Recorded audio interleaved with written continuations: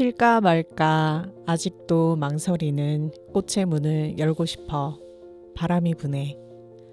열까 말까 망설이며 굳게 닫힌 내 마음의 문을 열고 싶어 바람이 부네. 쌀쌀하고도 어여쁜 3월의 바람과 함께 나도 다시 일어서야지. 앞으로 나아가야지. 이혜인 수녀님의 3월의 바람입니다. 안녕하세요. 밤의 산책 밤지기 소풍입니다. 꽃샘추위를 지나 긴 겨울 끝에 봄이 오려나 봅니다. 이번 주말엔 날씨가 좋다고 하니 근교로 나가 봄을 맞이해 보는 건 어떠세요? 쌀쌀한 바람, 코끝에 닿는 미리 핀 꽃내음이 설레게 하는 오늘입니다. 대지 2부 만나보겠습니다.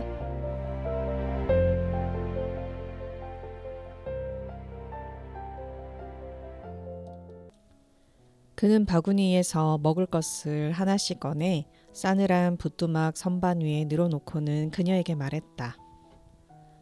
이건 돼지고기, 이건 쇠고기하고 생선이야. 식사를 할 사람은 7명이고 음식은 만들 줄 아나? 그는 여자를 쳐다보지 않으면서 말했다. 쳐다본다는 것은 점잖지 못한 짓이었다. 여자가 평범한 목소리로 말했다. 저는 황시댁으로 간 이후 줄곧 부엌대기로 일했어요. 끼마다 고기를 요리했습니다. 왕룡이 고개를 끄덕이고는 그녀를 남겨두고 나갔으며 쾌활하고 교활하고 굶주린 작은아버지와 15살 난 건방진 녀석인 작은아버지 아들과 소심하게 선웃음을 치는 어리숙한 농부들이 손님으로 몰려올 때까지 그는 아내를 다시 보지 않았다. 마을에서 온 두 남자는 추수기에 왕릉이 종자와 폼을 교환하는 사이였고 한 사람은 옆집에 사는 칭이었는데 그는 자그마하고 조용한 남자였고 마지못한 경우가 아니고는 말을 하려고 들지 않았다. 예의를 갖추느라고 자리에 앉지 않겠다느니 사양해 가면서 그들이 가운데 방에 자리를 잡고 앉은 다음에 왕룡은 음식을 차리라고 이르기 위해 부엌으로 들어갔다. 그러자 그는 그녀의 말을 듣고 기분이 좋아졌다. 제가 음식 그릇을 드릴 테니까 당신이 식탁에다 차려 놓으세요. 저는 남자들 앞에 나서기가 싫으니까요. 왕룡은 이 여자가 그의 여자였으며 그의 앞에 나서기는 두려워하지 않으면서도 다른 남자들 앞에는 나서려고 하지 않는다는 것이 마음속으로 무척 자랑스럽게 여겨졌다. 부엌 문간에서 왕룡은 그녀의 손으로부터 그릇들을 받아 가운데 방의 상에다 차려놓고는 큰 소리로 말했다. 어서 드세요 우리 작은아버지 그리고 내 형제들이여. 농담을 좋아하는 작은아버지가 눈썹이 초승달 같은 색시는 우리한테 구경시켜주지 않을 모양인가? 라고 말했을 때 왕룡이 단호하게 대답했다. 우리는 아직 한 몸이 아닙니다. 결혼이 완전히 이루어질 때까지는 다른 남자들의 색시를 봐서는 안 돼요. 그리고 그는 손님들에게 식사를 권했고 그들은 조용히 그리고 한껏 이 훌륭한 잔치상을 받아 먹었다. 어떤 사람은 생선에 바른 누런 간장 맛을 칭찬했고 또 어떤 사람은 푹 익힌 돼지고기를 칭찬했다. 그럴 때마다 왕룡은 거듭 이렇게 대답했다. 아유 뭐 별로 변변치 못한걸요. 잘 차리지도 못했어요. 하지만 얼마 안 되는 고기를 가지고 색시가 설탕과 식초와 약간의 술에다 간장을 섞어 훌륭한 솜씨로 고기 자체의 맛을 냈기 때문에 왕룡 자신도 어느 친구네 집 밥상에서도 이런 맛있는 음식은 먹어본 적이 없을 정도였으므로 그는 음식에 대해서 마음속으로 자랑스러웠다. 그날 밤 손님들이 차를 놓고 한참 동안 노닥거리면서 농담까지 실컷 늘어놓은 다음까지도 여자는 아직 아궁이 뒤에서 서성거렸다. 마지막 손님을 배웅하고 왕룡이 부엌으로 들어갔더니 그녀는 황소 옆에 집더미 속에서 웅크리고 잠이 들어 있었다.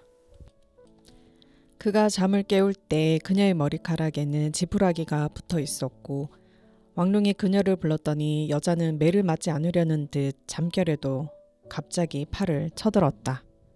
마침내 눈을 뜬 그녀는 이상한 눈초리로 말없이 그를 쳐다보았고 그는 어린애를 마주 쳐다보는 듯한 기분이 들었다.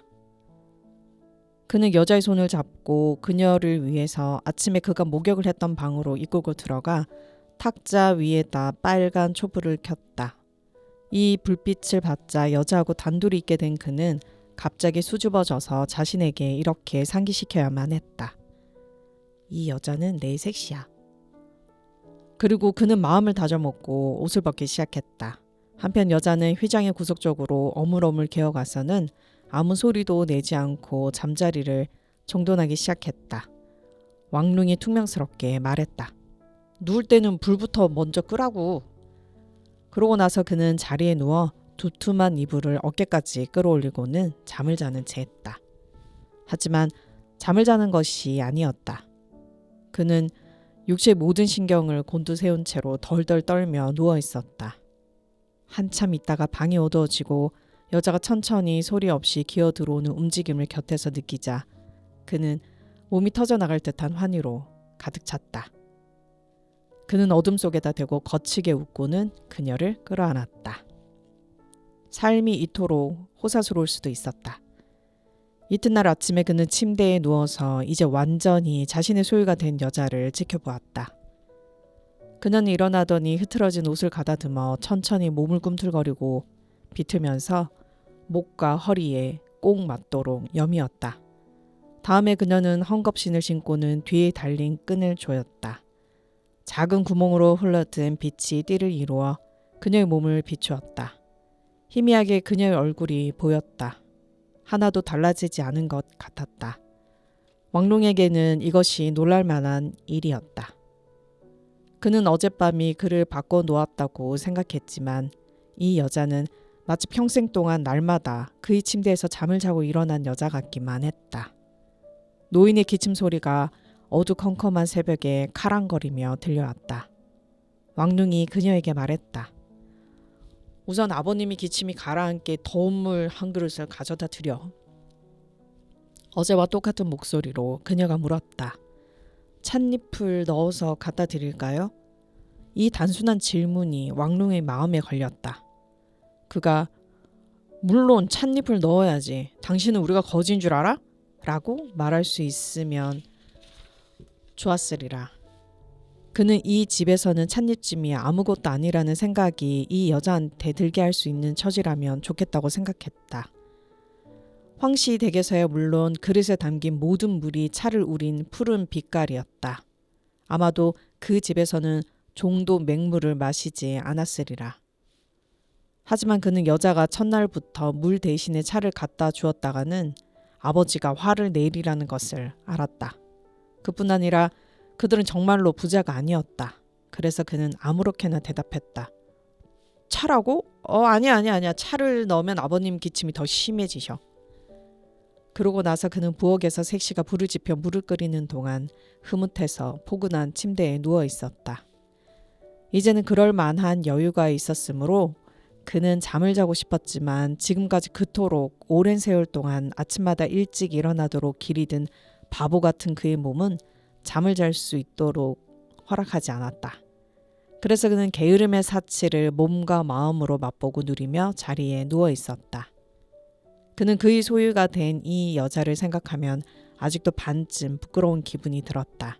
때때로 그는 자기가 가지고 있는 밭과 비만 온다면, 그가 거두게 된 밀과 곡식과 가격만 합의가 이루어진다면 그가 이웃에 사는 칭한테서 사고 싶었던 하얀 무씨앗을 생각했다.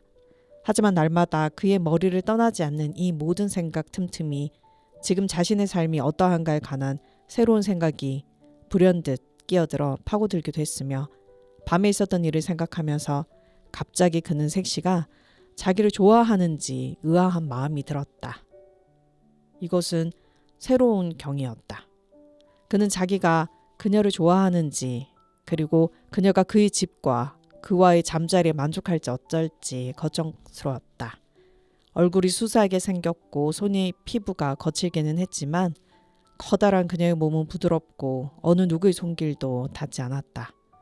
그는 어젯밤 어둠 속에다 대고 웃었던 그 짧고 거친 웃음을, 그 웃음을 생각하고는 다시 웃었다. 그렇다면 젊은 주인들께서는 부엌댁의 수수한 얼굴 뒤에 무엇이 숨겨져 있는지를 알지 못했던 것이다. 그녀의 몸은 아름답게 야위고 뼈마디가 굵으면서도 통통하고 부드러웠다.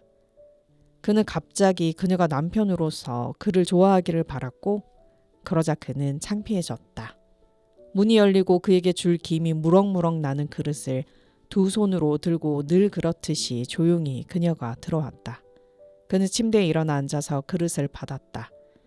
물의 표면에는 찻잎이 떠 있었다. 그는 얼른 그녀를 올려다보았다. 그녀는 겁이 더럭 나서 말했다. 당신 얘기대로 시아버님께는 차를 갖다 드리진 않았지만 그래도 당신한테는. 왕룽은 그녀가 자기를 두려워하고 있다는 것을 알았다. 기분이 좋아진 그는 그녀가 미처 말끝을 맺기 전에 좋아 라고 대답했으며 차를 입으로 가져가 기분 좋게 요란스레 후루룩거리며 마셨다. 그가 자신에게까지도 분명하게 얘기하기 부끄러운 이 새로운 환희가 그의 마음속에서 치솟았다. 이 색시는 나를 참 좋아하는구나. 그 후 몇 달 동안 그는 색시가 된 이 여자를 구경하는 것 외에는 아무 일도 하지 않은 듯 싶었다. 사실상 그는 항상 그러했듯이 일을 했다. 그는 괭이를 어깨에 메고 들러가서 밭이랑을 이루었고 소의 멍에를 얹어서 마늘과 양파를 심을 서쪽 밭을 갈아엎었다. 하지만 해가 중천에 이르러 집으로 가면 밥상에 먼지가 닦여있고 그릇과 젓가락이 가지런히 놓여있고 그가 먹을 밥이 준비되어 있었으므로 일을 한다는 것도 사치였다. 그 전에는 집에 오면 늙은 아버지가 기다리다 못해 너무 배가 고파서 죽을 조금 쓰거나 마늘 줄기를 싸서 먹을 납작한 호떡을 구워놓지 않았을 때에는 아무리 피곤하더라도 그가 스스로 식사를 준비해야 했다. 이제는 무엇을 준비해 놓았든 그것은 그를 위해서 준비한 것이었고 그는 식탁 의자에 자리를 잡고 앉아 당장 식사를 할 수가 있었다. 흙바닥은 깨끗하게 청소가 되어 있었고 땔감 더미도 도로 채워놓았다.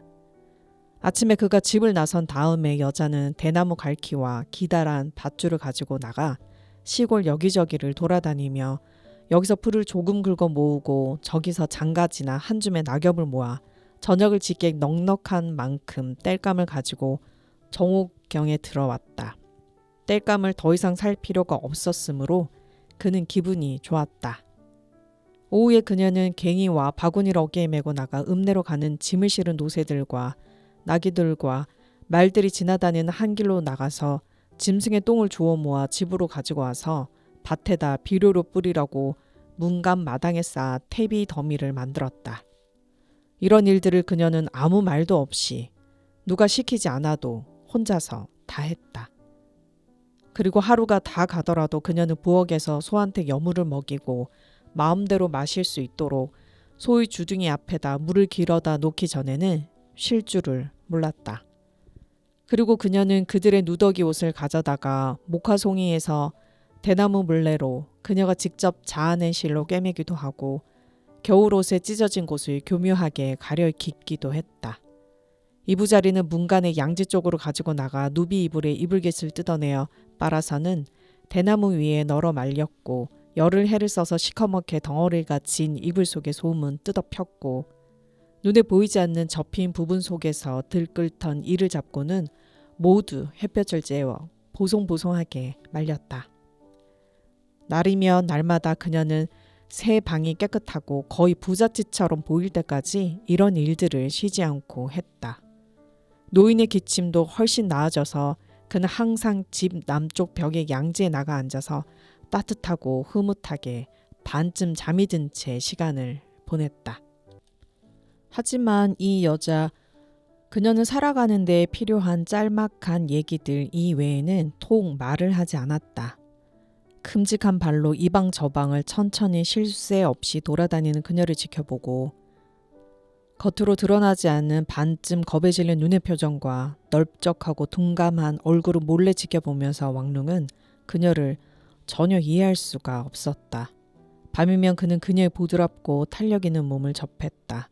하지만 낮에는 그녀의 옷이 수수하고 파란 저고리와 바지가 왕룽이 아는 모든 것을 가려버렸고 그녀는 하녀 이상은 아무것도 아닌 충실하고 말없는 하녀처럼 되었다. 그리고 그는 그녀에게 왜 임자는 말을 안 하지? 라고 물어볼 만한 처지도 아니었다. 그녀가 할 일만 다 하면 그것으로 충분한 터였다. 때때로 밭에서 흙덩이를 부스러뜨리는 일을 하다가 그는 아내에 대한 생각에 빠지고는 했다. 그 수많은 마당이 있는 집에서 그녀는 무엇을 보았을까? 그녀의 삶, 그녀가 그에게 조금도 털어놓지 않는 삶은 어떠했을까? 그는 아무것도 종잡을 수가 없었다. 그러자 그는 아내에 대한 자신의 호기심과 관심이 창피하다고 느껴졌다. 뭐니 해도 그녀는 한 여자에 지나지 않았다. 하지만 큰 집의 노비였으며 동틀녘부터 한밤중까지 일을 했던 여자로서는 3개의 방과 하루에 2끼씩 밥을 짓는 정도로는 별로 바쁠 것도 없었다. 미리 싹을 터서 힘들어 허리가 지끈지끈 쑤실 때까지 날이면 날마다 괭이로 김을 매느라고 왕룽이 몹시 바쁘던 어느 날 그가 허리를 숙이고 일하던 밭이랑을 가로질러 그녀의 그림자가 드리워졌는데 그녀는 어깨에 괭이를 메고 그곳에 서 있었다. 해가 질 때까지는 집에서 할 일이 없어요. 그녀가 간단히 말하고는 더 이상 아무 얘기도 없이 그의 왼쪽 이랑으로 들어가 쉬지 않고 괭이질을 계속했다. 초여름이어서 그들에게 땡볕이 내리쬐었고 얼마 안 가서 그녀의 얼굴에서는 땀이 뚝뚝 떨어졌다.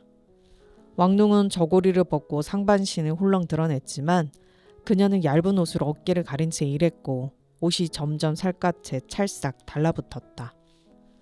여러 시간이 흘렸어도 아무 말도 없이 완벽한 율동을 이루며 같이 움직여서 그가 그녀와 하나가 되자 일에서 고통이 사라졌다. 그의 머릿속에는 어떤 뚜렷한 생각이 따로 없었다. 그들의 가정을 형성하고 그들의 몸을 먹여주고 그들의 신을 이루는 이 흙, 그들의 소유인 이 흙이 거듭 햇빛을 받도록 파헤치는 이 완벽한 움직임의 일치감만이 존재할 따름이었다. 풍요하고 검은 흙이 펼쳐져 그들의 괭이 끝에서 가볍게 부스러졌다. 때때로 벽돌 조각이나 부러진 나무 토막이 튀어나오기도 했다. 그것은 아무것도 아니었다. 어느 시대에 언젠가 남자들과 여자들의 시체가 그곳에 파묻혔고 그곳에는 집들이 서 있다가 무너져 다시 흙으로 되돌아갔다. 언젠가는 그들의 집도 역시 그들의 육신도 역시 흙으로 돌아갈 터였다. 이 대지 위에서는 모든 것이 차례가 있었다. 말없이 함께 일하는 그들의 움직임. 이 흙의 결실을 창조하기 위해 함께 움직이면서 그들은 일을 계속했다. 여러분은 지금 밤의 산책을 듣고 계십니다. 그리고 저는 밤지기 소풍입니다.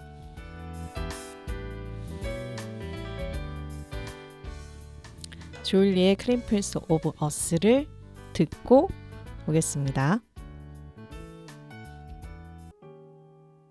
해가 기운 다음에 그는 천천히 허리를 펴고 여자를 쳐다보았다. 그녀의 얼굴은 땀에 젖었고 흙이 묻었다. 그녀는 흙 자체처럼 갈색이었다. 땀에 젖은 거무죽죽한 옷이 그녀의 평범지만 목에 착 달라붙었다. 그녀는 마지막 이랑을 천천히 골랐다. 그러더니 조용한 저녁의 대기 속에서 보통 때의 꾸밈 없는 목소리보다 훨씬 꾸밈 없고 단조로운 목소리로 늘 그렇듯이 꾸밈 없는 태도로 그녀가 단도직입적으로 말했다. 저 아기를 가졌어요. 왕룽이 우뚝 멈춰섰다. 그렇다면 무슨 할 말이 있겠는가? 그녀는 허리를 숙여 깨진 벽돌 조각을 집어 이랑 밖으로 던졌다. 마치 그녀가 당신한테 드릴 차를 가져왔어요 라거나 식사를 하셔도 돼요 라는 말을 한 것 같았다. 그녀에게는 그렇게 아무렇지도 않은 일처럼 여겨지는 모양이었다. 하지만 그에게는 그것이 그에게 어떤 의미를 지니는지 그는 말도 할 수가 없었다. 갑자기 터져버리기라도 할 듯 그의 심장이 부풀어 올랐다가 멎었다. 그렇다. 이제는 이 대지에 그들의 차례가 찾아온 것이다. 그는 갑자기 그녀의 손에서 괭이를 낚아채고는 목구멍이 꽉 메인 목소리로 말했다. 이제는 그만해. 오늘 일은 끝났어. 아버님한테 가서 알려드려야지. 그런 다음에 그들은 집으로 걸어갔는데 여자라면 마땅히 그래야 하듯이 그녀는 대여섯 발자국 그의 뒤에 처져서 따라갔다. 이제는 집안에 여자가 생겨서 절대로 그가 손수 짓는 일이 없어진 저녁 식사를 못해 배가 고파진 노인이 문간에 서서 기다렸다. 그는 짜증이 나서 소리쳤다. 난 이렇게 먹을 걸 기다리기에 너무 늙었단 말이야. 그의 앞을 지나 방으로 들어가면서 왕룡이 말했다. 이 여자가 벌써 아이를 가졌다는군요. 그는 오늘 서쪽 밭에다 파종을 했어요. 라는 말을 하든 아무렇지도 않게 그 얘기를 하려고 애썼지만 마음대로 되지가 않았다. 비록 나지막한 목소리로 얘기하기는 했지만 그의 귀에는 생각했던 것보다 훨씬 큰 소리로 외친 것처럼 들렸다. 노인이 잠깐 눈을 깜빡거린 다음에 이해가 가는지 캑캑거리며 웃었다. 그는 가까이 오는 며느리에게 소리쳤다. 곧 수확이 있겠구나. 어둑어둑해서 그는 며느리의 얼굴을 볼 수가 없었지만 그녀가 대답했다. 그럼 식사 준비를 하겠어요. 그래 밥을 먹어야지. 아이처럼 그녀를 따라 부엌으로 들어가며 노인은 신이 나서 말했다. 손자에 대한 생각이 식사를 잊어버리게 했던 것과 마찬가지로 지금은 갓 지은 밥을 그의 앞에 갖다 놓으리라는 생각에 노인은 아이를 잊어버렸다. 왕릉은 어둠 속에서 식탁 의자에 앉아 포갠 팔 위에다 머리를 얹었다. 그의 몸에서, 그의 사타구니에서 생명이 몸을 풀 날이 가까워지자 그가 아내에게 말했다. 때가 되면 도와줄 사람이 도와줄 여자가 있어야겠어. 하지만 그녀는 머리를 설레설레 흔들었다. 그녀는 저녁 식사를 끝낸 다음 그릇들을 치우는 중이었다. 노인은 잠자리에 들었고 그들 두 사람은 콩기름을 채우고 솜을 꼬아서 만든 심지를 띄운 작은 양칠 등잔에 펄럭거리는 불빛만 받으며 어둠 속에서 단 둘이 있었다. 여자를 안 쓴다고? 그는 불안해서 물었다. 그는 지금 그녀가 맡은 역할이 머리나 손을 움직이는 정도에 지나지 않거나 기껏해야 큼직한 입에서 가끔 마지못해 몇 마디 흘리는 정도가 고작인 이런 대화에 길이 들어가는 중이었다. 심지어 그는 그런 대화에서 부족함조차 느끼지 않게 되었다. 하지만 집안에 남자만 2명 있으면 곤란하잖아. 그가 얘기를 계속했다. 우리 어머니는 마을에서 어떤 여자를 불렀어. 난 이런 일은 하나도 모른다고. 큰 집에서 와줄 만한 당신 친구나 늙은 종이나 누구 아무도 없어? 그녀가 떠나온 집 얘기를 그가 입에 올린 것은 이때가 처음이었다. 그녀는 가느다란 두 눈이 희둥그레지고 둔감한 분노로 표정이 흐트러진 얼굴로 그가 한 번도 본 적이 없는 그런 모습으로 그에게 시선을 돌렸다. 그 집 사람은 어느 누구도 안 돼요. 그녀가 소리쳤다. 그는 담배를 채우던 담뱃대를 놓고 그녀를 빤히 쳐다보았다. 하지만 그녀의 얼굴은 어느새 평상시와 같아졌으며 마치 아무 말도 하지 않은 것처럼 젓가락을 거두고 있었다. 문제가 생겼구먼.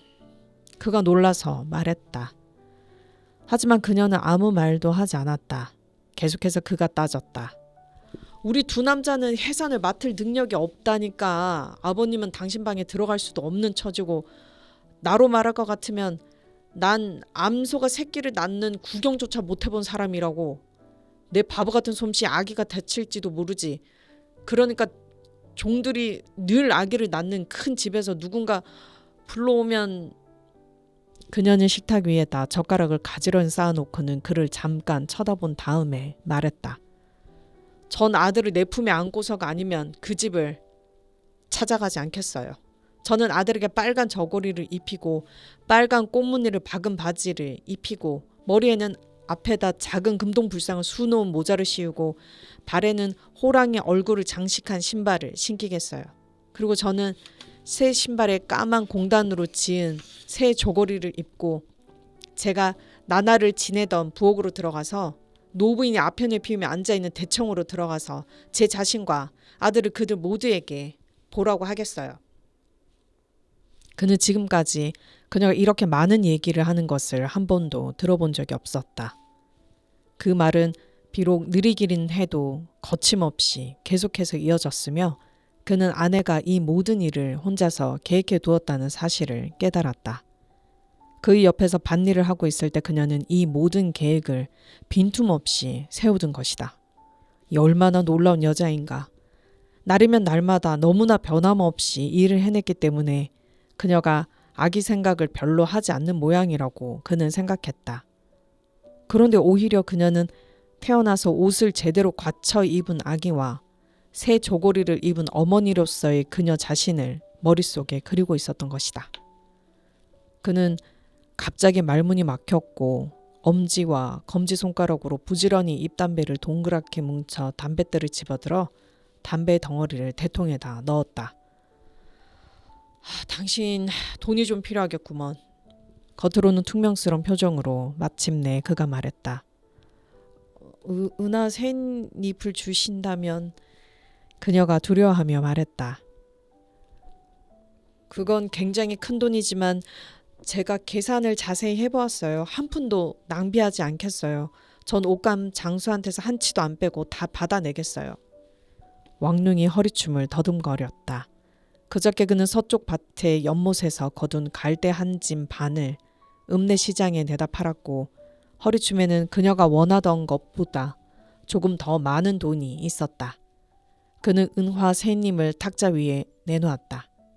그리고 나서 잠깐 주저한 다음에 그는 찻집에서 어느 날 아침에 노름을 조금 하고 싶어질 경우를 위해서 오래전부터 지니고 있던 은하 한 잎을 마저 내놓았다. 그는 돈을 걸었다가는 잃을지도 모른다는 걱정이 되어서 탁자 위로 덜그럭거리며 구르는 주사위들을 구경하며 노름판에서 서성거리는 정도로 그쳤다. 그는 읍내로 나가면 옛날 얘기를 듣고 나서 돈을 거두려고 돌리는 주발에다 한 푼만 넣어주면 그만인 옛날 얘기 집에서 한가한 시간을 보내는 정도로 그치기가 보통이었다. 그 한 입도 당신이 쓰는 게 좋겠어. 그는 담뱃대에 불을 붙이고는 불 붙이는 종이에서 불길이 일어날 정도로 빨리 빨아대며 말했다. 비단이 뭐 좀 남으면 아기에게 저고리를 지어 입히는 것도 좋겠지. 누가 뭐라고 해도 그 애는 처다이니까. 그녀는 당장 돈을 받지 않고 무표정한 표정으로 쳐다보기만 하면서 있었다. 그러더니 반쯤 속삭이는 목소리로 그녀가 말했다. 은하를 손에 쥐어보는 것은 이번이 처음이에요.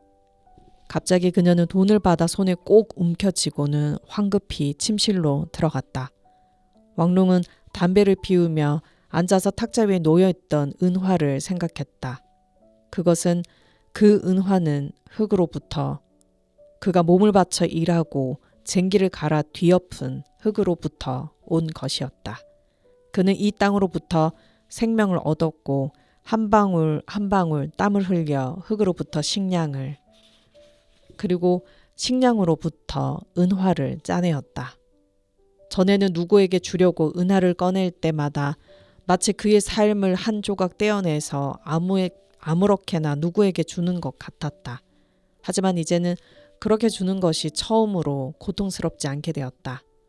그는 읍내 상인의 낯선 손에 은화를 넘겨준다는 생각이 들지 않았고 은화 그 자체보다도 훨씬 값진 무엇, 은하과 그의 아들이 몸에 걸칠 옷으로 변모한다는 기분을 느꼈다. 그리고 일을 하며 돌아다니고 아무 말도 하지 않고 아무것도 알지 못하는 듯 싶었던 그의 아내라는 이 이상한 여자. 그녀는 아이에게 그렇듯 옷을 입혀 놓아야 되겠다고 그보다도 먼저 알고 있었다. 때가 되었을 때 그녀는 곁에 아무도 두지 않으려고 했다. 어느 날 저녁 일찍 겨우 해가 졌을 무렵에 몸을 풀어야 할 시간이 찾아왔다. 그녀는 추수를 하는 남편 곁에서 일을 하던 중이었다. 미리 여물어 베어내고 밭에다 물을 대어 모를 심었더니 이제는 쌀을 추수할 때가 되어 여름철 비가 내리고 초가을 따가운 햇살에 벼 이삭이 탐스럽게 여물었다. 그들은 허리를 구부리고 손잡이가 짧은 낫으로 하루 종일 볕단을 베었다. 몸이 무거웠기 때문에 그녀는 뻣뻣하게 허리를 굽히고 왕롱보다 훨씬 느릿느릿 움직였으므로 그가 맡은 줄은 앞서고 그녀가 맡은 줄은 뒤로 처져서 그들이 베어낸 자리는 가지런하지 않았다. 종호가 지나 오후가 되고 저녁이 가까워지면서 그녀는 점점 더 천천히 베기 시작했고 그는 참을성 있게 돌아서서 그녀를 쳐다보고는 했다. 그러다가 낫을 놓고 그녀가 일손을 멈추더니 일어섰다. 그녀는 얼굴에서는 새로운 고뇌의 땀이 흘렀다. 때가 되었어요. 그녀가 말했다. 저는 집으로 들어가겠어요. 제가 부를 때까지는 방에 들어오시면 안 돼요. 아기의 생명을 제 생명으로부터 자라낼 수 있도록 새로 벗긴 갈대를 쪼개서 갖다 주시기만 하면 그만이에요. 그녀는 아무 일도 일어나지 않는 듯 밭을 가로질러 집을 향해서 갔고 그녀의 뒷모습을 지켜본 다음 그는 바깥쪽 밭에 있는 연못 언저리로 가서 가느다랗고 퍼런 갈대를 골라 조심스럽게 벗겨 낫의 날에다 대고 쪼갰다. 그러자 어느새 가을의 어둠이 깔렸고 그는 낫을 어깨에 메고 집으로 갔다. 집에 다다르자 그는 식탁에 준비된 따끈한 저녁밥을 먹는 노인을 보았다. 그녀는 진통을 하는 중에도 시간을 내어 그들의 식사를 준비해 놓은 것이다. 그는 아내가 흔히 찾아볼 수 없는 그런 여자라고 혼자서 생각했다. 그러더니 그는 그들의 침실로 가서 문에다 대고 소리를 질렀다. 갈대 여기 있어. 갈대를 안으로 갖다 달라고 아내가 소리치리라고 기대하며 왕룽이 기다렸다. 하지만 그녀는 그러지 않았다. 그녀는 문으로 와서 문틈으로 손을 내밀어 갈대를 받았다. 그녀는 아무 말도 하지 않았지만 그는 먼 길을 달려온 동물처럼 그녀가 숨을 헐떡이는 소리를 들었다. 노인이 밥그릇에서 얼굴을 쳐들고 말했다. 어서 먹지 않으면 음식이 모두 식겠다. 그러더니 그가 또 말했다. 한참 걸리는 일이니까 아직 혼자 조바심할 필요는 없어. 난 내 첫아이가 태어났을 때를 기억하는데 다 끝나기도 전에 날이 새고 말았지.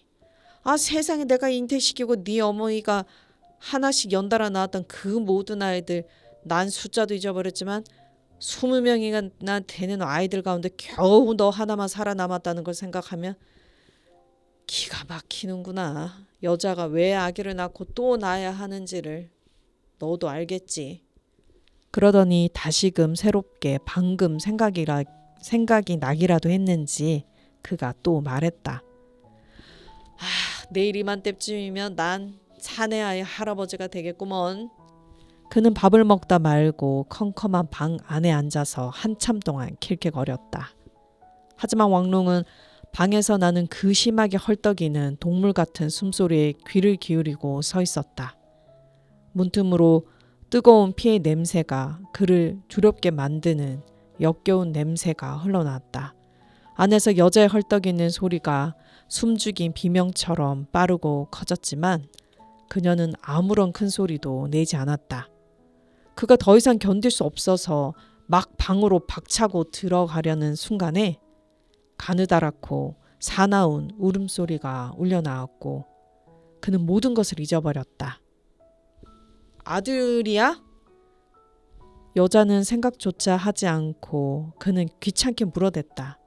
가냘프면서도 강인하고 끈질긴 울음소리가 다시 터져나왔다. 아들이냐니까. 그가 다시 소리쳤다. 그것만이라도 얘기해줘. 사내 아이야? 그리고 메아리처럼 희미하게 여자의 목소리가 대답했다. 사내예요. 그제서야 그는 식탁으로 가서 자리에 앉았다. 그 모두가 얼마나 빨리 일어난 일이던가. 음식은 오래전에 다 식었고 노인은 긴 의자 위에서 잠이 들었지만 그 모두가 얼마나 빨리 일어난 일이던가. 그는 노인의 어깨를 흔들었다. 사내 아이라고요. 그가 의기양양하게 소리쳤다. 아버지는 할아버지가 되셨고 전 아버지가 되었어요. 노인이 갑자기 정신을 차리고 마치 잠이 들었을 때도 웃고 있었던 것처럼 웃어대기 시작했다. 그래, 그래야지. 노인이 키득거렸다. 할아버지라, 할아버지. 그러더니 그는 몸을 일으켜 여전히 웃어대며 침대로 갔다. 왕룡은 찬밥을 그릇에 들고 먹기 시작했다. 그는 갑자기 아주 배가 고파졌고 입으로 음식을 미처 퍼부어 넣을 틈이 없을 정도로 급했다. 그는 방 안에서 아내가 몸을 질질 끌며 돌아다니고 아이가 쉬지 않고 찢어지는 듯 울어대는 소리를 들었다. 이제 이 집안은 조용한 날이 없겠구나. 그는 자랑스럽게 속으로 생각했다. 배가 부를 만큼 먹은 다음에 그는 다시 문으로 갔고 그녀가 들어오라고 부르자 그는 안으로 들어갔다. 쏟은 피의 냄새가 아직도 뜨겁게 방 안에 가득했지만 나무 함지박 이외에는 피의 흔적이 아무 곳에도 없었다. 하지만 그 고통에도 그녀가 물을 부어 침대 밑으로 밀어 넣었기 때문에 그의 눈에는 잘 띄지도 않았다. 빨간 촛불을 켜 놓았고 그녀는 말끔하게 몸을 가리고 침대에 누워 있었다. 그녀의 곁에는 이 지방의 풍습에 따라 낡은 바지로 감싼 그의 아들이 누워 있었다. 그가 침대로 갔고 잠깐 동안 그의 입에서는 말이 나오지를 않았다. 그는 가슴이 뭉클거리며 치밀어 오르는 기쁨을 느끼며 몸을 수그려 아기를 내려다보았다. 아기의 얼굴은 둥그렇고 쪼글쪼글했으며 아주 시커멓게 보였고 머리에는 길고 축축하고 까만 머리카락이 나 있었다. 아기는 울음을 그치고 눈을 꼭 감은 채 누워 있었다. 그는 아내를 쳐다보았고 아내는 그를 마주 쳐다보았다. 그녀의 머리카락은 진통으로 땀으로 아직 젖은 그대로였으며 가느다란 두 눈은 푹 꺼져 있었다. 그 위에는 예전 그대로였다. 하지만 그의 눈에는 그렇게 누워있는 그녀가 가엾어 보였다. 그는 이 두 사람에게로 마음이 터져 나가는 것 같았고 달리 무슨 말을 해야 할지 몰라 이렇게 말했다. 내일 내가 시내로 나가서 붉은 설탕 한 그릇 사다가 뜨거운 물에 타서 당신이 마시게 하겠어. 그러더니 다시 아기를 보고는 방금 그런 생각이 나기라도 했는지 갑자기 이런 소리가 터져 나왔다. 달걀을 큼직한 바구니로 하나 사서 모두 빨갛게 칠해서 마을 사람들에게 돌려야지. 그러면 내가 아들을 낳았다는 걸 모두 알 테니까. 아기가 태어난 다음 여자는 이튿날도 보통 때나 마찬가지로 일어나 그들을 위해 식사를 준비했지만 왕룡과 같이 추수를 할 밭으로 일을 나가지는 않았기 때문에 그는 정오가 될 때까지 혼자서 일했다. 그런 다음에 그는 파란 옷을 입고 시내로 나갔다. 그는 장터로 가서 새로 낳은 것은 아니더라도 아직 쓸만하고 한 개에 한 푼씩 나가는 계란을 50개 샀고 달걀을 빨갛게 물들이기 위해 함께 넣고 삶을 붉은 종이도 샀다. 그러고는 그는 달걀들을 바구니에 넣고 사탕 가게로 가서 사탕 한 근에다 붉은 설탕을 조금 더 사서는 갈색 종이로 꼼꼼하게 포장해 달라고 부탁했다. 포장을 끝낸 다음 설탕 장수는 빨간 종이 한 장을 새끼줄 밑으로 끼워 넣으며 빙그레 웃었다. 보아하니 산모를 위해서 사가는 모양이구먼요. 처다들이에요. 왕룡이 자랑스럽게 말했다. 아유, 복도 많으시지. 방금 들어선 손님에게 눈을 돌리며 주인이 무관심하게 말했다. 이 말은 그가 다른 사람들에게 여러 번 걸핏하면 누구에게든 했지만 왕룡에게는 그 말이 각별하게 들렸고 그래서 그는 이 인사치레에 기분이 좋아져 인사를 하고 또 하면서 가게를 나왔다. 먼지가 나는 거리의 눈부신 햇살 속으로 걸어 나오던 그는 자기처럼 복을 많이 받았던 사람은 아무도 없었으리라는 기분이 들었다. 처음에 그는 기뻐하며 이런 생각을 했지만 다음에는 두려움의 아픔을 느꼈다. 이승에서 너무 복을 많이 받은 것은 좋은 일이 아니기 때문이었다. 하늘과 땅에는 인간, 특히 가난한 사람들의 행복을 시기하는 악령들이 가득했다. 그는 얼른 향도 팔고 양초도 파는 가게로 들어가서 식구 한 사람이 하나씩 4가닥의 향을 샀다. 이 4개의 향을 가지고 그는 지신들을 모신 작은 사당으로 들어가 전에 그와 그의 아내가 함께 피웠던 향의 싸늘한 제 속에다 꽂았다. 그는 4가닥의 향에 불이 잘 붙었는지 살핀 다음에 안심을 하고 집으로 갔다. 그 작은 사당 안에 침착하게 앉아있는 2개의 작은 수호신들. 그들은 얼마나 엄청난 힘을 지녔는가. 그러는 동안 어느 누구도 깨닫지 못하는 사이에 여자는 어느 틈엔가 밭으로 나와 그의 곁에서 일하게 되었다. 가을 거지가 끝났고 그들은 집의 앞마당이기도 한 타작 마당에서 곡식을 두드려 털었다. 왕눈과 여자, 그들은 도리깨로 두드려 나다를 걷어냈다. 그리고 곡식을 도리깨로 턴 다음에는 키질을 할 차례여서 커다랗고 편편한 대나무 바구니에 담아 바람을 타게 공중으로 까불려 올려서는 쓸만한 나달은 떨어지는 대로 받고 건불과 껍질은 바람에 날려 구름처럼 날아버리게 했다. 그러고는 다시 겨울 밀을 밭에 심어야 했다. 그가 황소에게 멍에를 얹어 땅을 갈면 여자는 괭이를 가지고 뒤따라가면서 일항 속의 흙덩이들을 골랐다. 그녀는 이제 낡고 찢어진 포대기로 싸서 아기를 땅바닥에 재워놓고는 하루 종일 일했다. 아기가 울면 여자는 일손을 멈추고 젖을 꺼내 아기 입에 대주며 땅바닥에 털썩 주저앉았다. 다가오는 겨울의 추위가 억지로 밀어낼 때까지는 여름의 더위를 포기하지 않으려는 듯 아쉬워하며 늦가을 태양이 그들 모자에게 맹렬히 내리쬐었다. 여자와 아기는 흙처럼 갈색이었으며 그들은 흙으로 빚은 형상처럼 꼼짝 않고 앉아 있었다. 여자의 머리카락과 아기의 보드랗고 까만 머리에는 밭에서 일어난 먼지가 뽀얗게 앉았다. 하지만 여자의 큼직한 갈색 젖가슴에서는 아이를 위해서 젖이 백설처럼 하얀 젖이 콸콸 쏟아져 나왔고 아기가 한쪽 젖을 빨면 다른 쪽에서도 샘물처럼 흘러나와서 그녀는 젖이 흐르게 그냥 내버려 두었다. 아무리 개걸스럽게 빨아치워도 아기가 마시고도 남을 정도였던 젖은 여러 아이를 먹여 살리고도 남았겠지만 자신의 풍요함을 알았기 때문에 그녀는 젖이 쏟아져도 그냥 무관심하게 내버려 두었다. 항상 있었고 또 더 남아 있었기 때문이었다. 때때로 그녀는 옷을 적시지 않으려고 젖을 치켜들어 땅바닥으로 흘러 떨어지게 했고 젖이 스며든 흙은 밭에다 보드랍고 검고 풍요한 얼룩을 남겼다. 아이는 통통하고 천성이 순했으며 어머니가 그에게 베풀어 주는 그칠 줄 모르는 생명을 받아먹었다. 겨울이 찾아왔을 때 그들은 겨울을 맞을 채비가 되어 있었다. 여태까지 그토록 풍년이었던 적이 없었으며 방이 셋인 자그마한 집이 터져나갈 지경이었다. 초가집 대들보에는 말린 양파와 마늘이 줄줄이 타래로 매달렸고 가운데 방과 노인의 방과 그들 부부의 방에는 갈대로 엮은 돗자리들을 커다란 독처럼 말아세우고 그 안에다 밀과 쌀을 가득 채웠다.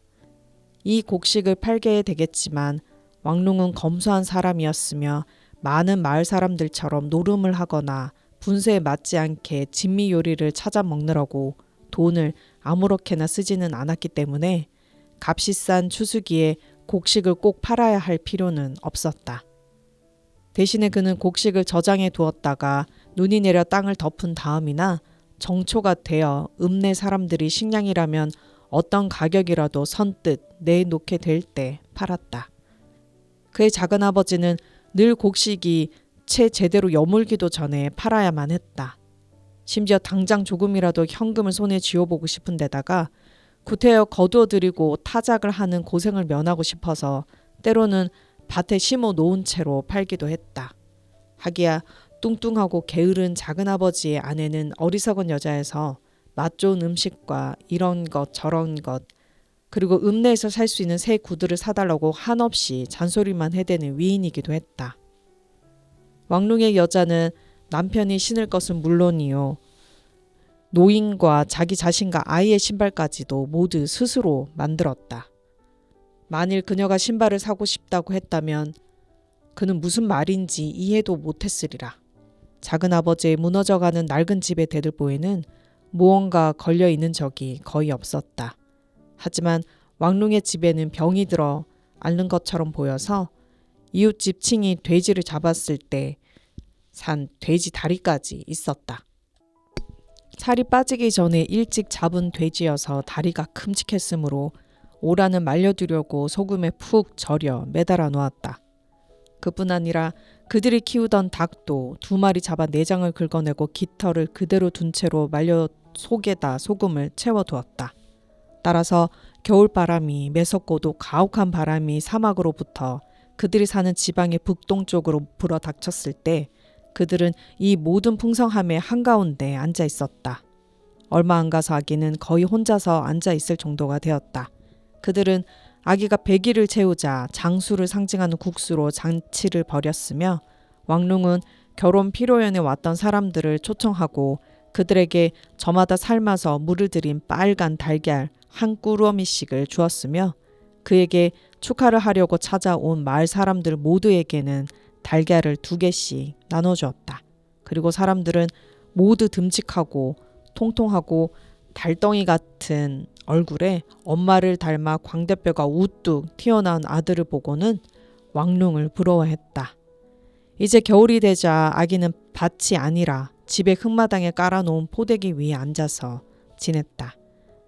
빛이 들어오도록 그들이 남쪽 문을 열어놓았더니 햇살이 비쳤으며 바람이 북쪽에서 집의 두툼한 흙벽을 마구 때렸지만 아무 소용도 없었다.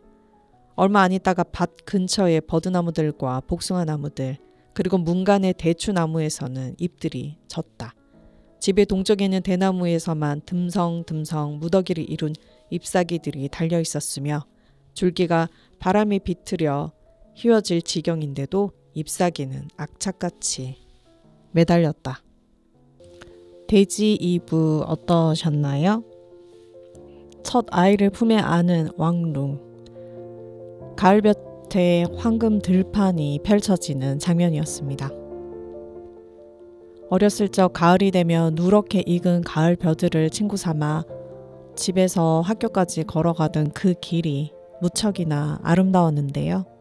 이제는 추억으로만 남겨져 있습니다. 끝곡으로 케니지의 Going Home을 들려드리겠습니다. 오늘 하루도 수고 많으셨습니다. 편안한 밤 되시길 바랍니다.